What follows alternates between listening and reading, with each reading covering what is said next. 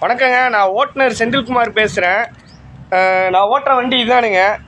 நான் வந்து ஹைதராபாத்லேருந்து solar panel load ஏற்றி நம்ம கடம்பூருக்கு வந்து லோடு இறக்க வந்த வண்டிங்க. லோடு இறக்கியாச்சுங்க.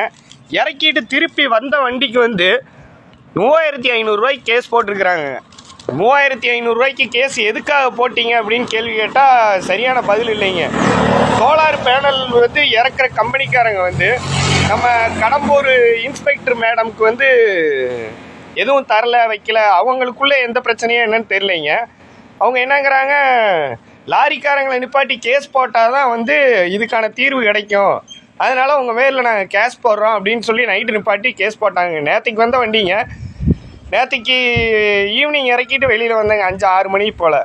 வந்து நிப்பாட்டி இந்த மாதிரி 3500 கேஸ் நம்ம வண்டிக்கு போட்டிருக்கிறாங்க. எம்டி வண்டிங்க, இறக்கிட்டு வந்த வண்டிக்குங்க. காரணம் கேட்டால் சரியான காரணம் எதுவும் சொல்லிங்க. நம்மக்கிட்ட எல்லா ரெக்கார்டும் தெளிவாக இருக்குங்க. இது இல்லாமல் இன்னும் 2 லோடு வண்டி கேஸ் போட்டிருக்கிறாங்க, இன்னொரு எம்டி வண்டி கேஸ் போட்டிருக்காங்க. 2 லோடு வண்டியில் ஒரு வண்டிக்கு 8500 ஒரு வண்டிக்கு 7000 நம்ம எம்டி வண்டிக்கு 3500 போட்டிருக்கிறாங்க. இதுக்கான காரணம் என்னன்னே தெரியலைங்க. இது இது இது மோட்டார்காரங்க எப்படி தான் சம்பாதிக்க போகிறோம், நாங்கள் சம்பாதிக்கிறதில்ல, என்ன தான் பண்ணுறேன்னு இப்படி மீதியாகும் என்னதுன்னு ஒன்றும் புரியலைங்க.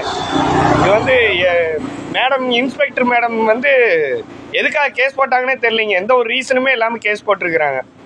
இதுக்கான தீர்வு நீங்கள் தான் பார்த்து சொல்லணுங்க. ரொம்ப நன்றிங்க.